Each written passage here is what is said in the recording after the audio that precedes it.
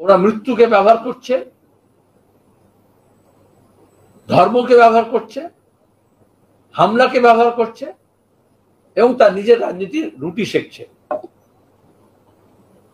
আর মুর্শিদাবাদে বিজেপি তৃণমূল ওই তামাশা আমরা দেখছি। শহীদ হরগোবিন্দ দাস, তার ছেলে চন্দন দাস, তার পরিবারকে নিয়ে এখন বিজেপি তৃণমূল টানা হাঁচড়ায় নেমেছে।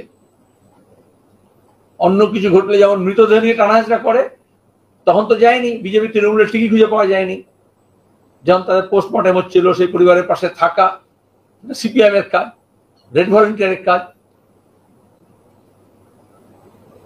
তার শেষকৃত্যের সময় উপস্থিত থাকা।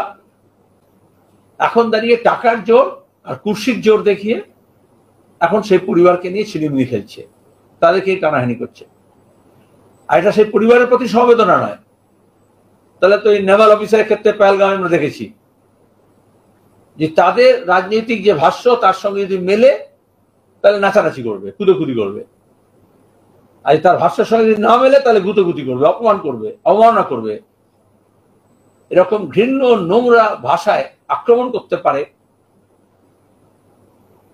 একমাত্র আরএসএস, বিজেপি, আইটি সেল।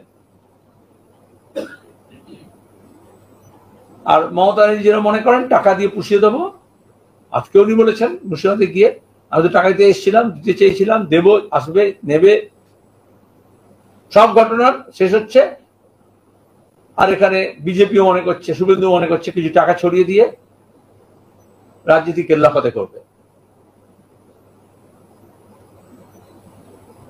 আমরা চেয়েছিলাম বিচার বিভাগ তদন্ত, আজকে আবার দাবি করছি বিচার বিভাগীয় তদন্ত করলেই মুর্শিদাবাদের ঘটনা কারা ঘটালো। আজকে মুখ্যমন্ত্রী বলছেন বাইরে থেকে এসছে, ধর্ম প্রচার বিধর্ম প্রচার করছে, যা যা বলেন যেমন করে আর কি। তিনি